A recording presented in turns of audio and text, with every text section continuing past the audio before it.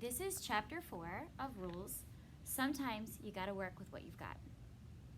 Wednesday morning I made cookies, but when I rang the doorbell next door and rang it again, no one answered. Mom said there's a lot to do when you move, and I should let our new neighbors get unpacked anyway.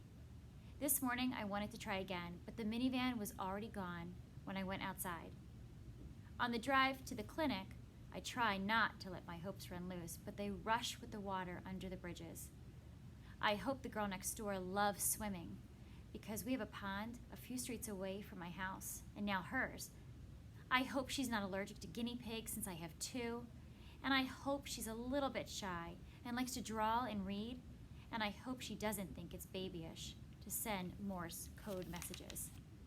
At the clinic, Mom says it's still too cold for the park. I draw sailboats bobbing on summer waves while Mom reads aloud a scene where a spell goes wrong for Harry.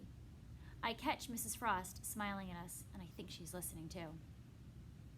The bell above the clinic door jangles, and Mom looks up from the pages. "Hello, Elizabeth," she says to Jason's mother. "Hi, Jason."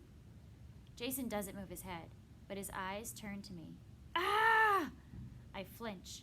I know Jason can't help it, but sometimes the sounds he makes are loud and creepy. Jason wraps his communication book. "My son wants to thank you for the picture you gave him," Mrs. Morehouse says to me. "In fact, he asked me to hang it on his wall." Jason's mouth drops open.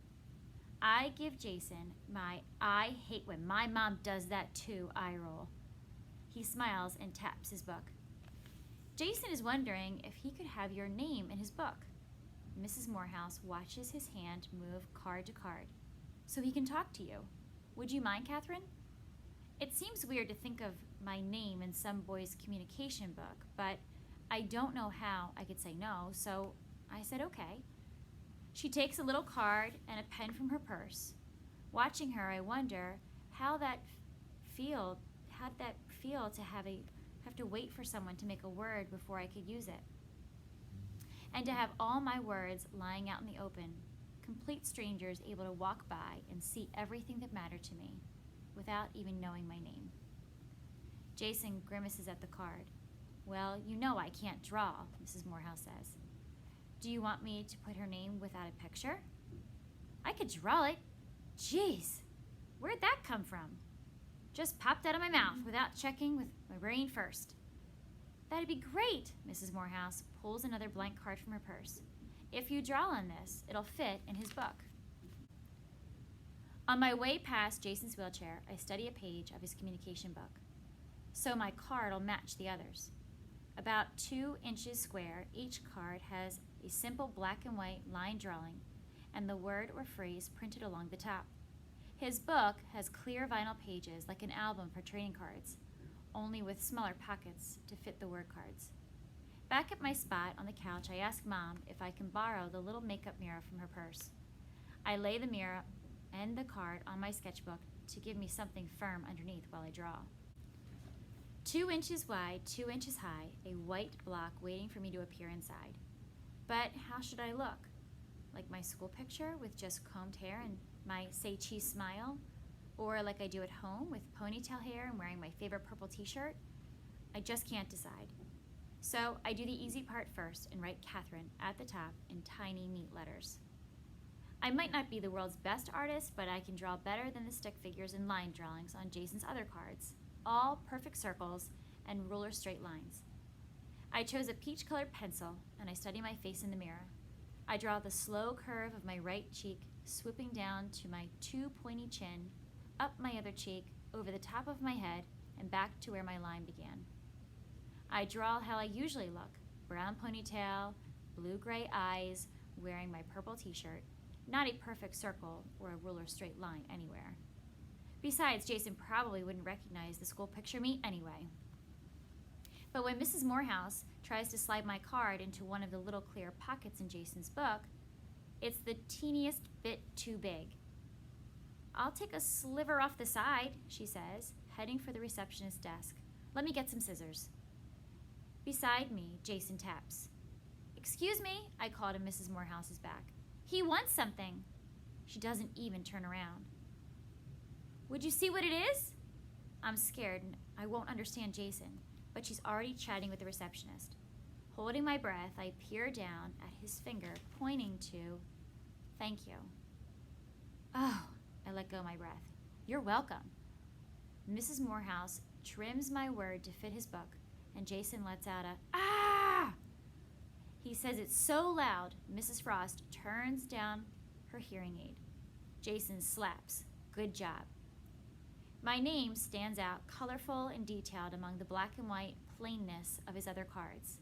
Sandwich, pizza, soda, drink, eat, more, good, nice, bad, sad, happy, mad, van, want, go, I'm sorry, no, yes, maybe, I don't know, make, tell, help, wait, baseball, book, music, guitar, piano, like, please, thank you, me too, okay, hi, goodbye, boy, girl, man, woman, picture, word, good job, what, who, why, and many more, all the way to Catherine.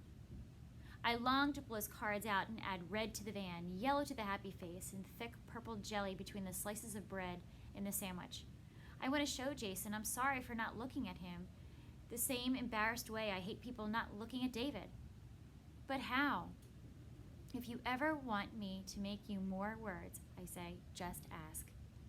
"Thank you," Mrs. Morehouse says, adjusting her earring. "But there's no need. These cards are part of a speech program we use.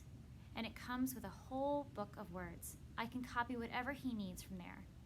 Jason shoots his mother a "what" look? "Yes, more, picture." Mrs. Morehouse sighs. "Are you sure you don't mind, Catherine?" "I'm sure."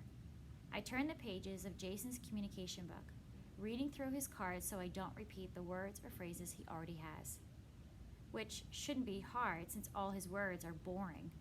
But to be polite, I ask his mother what words she suggests I make. "Something you would like would be nice."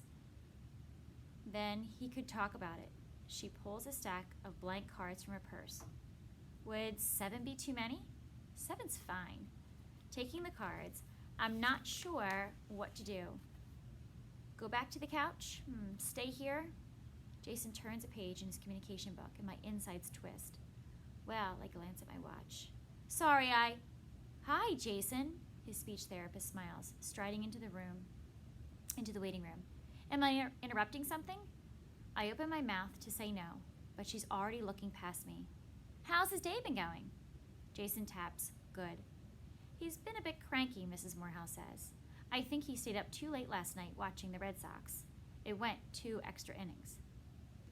"Oh, are you?" points to Jason. "Cranky?"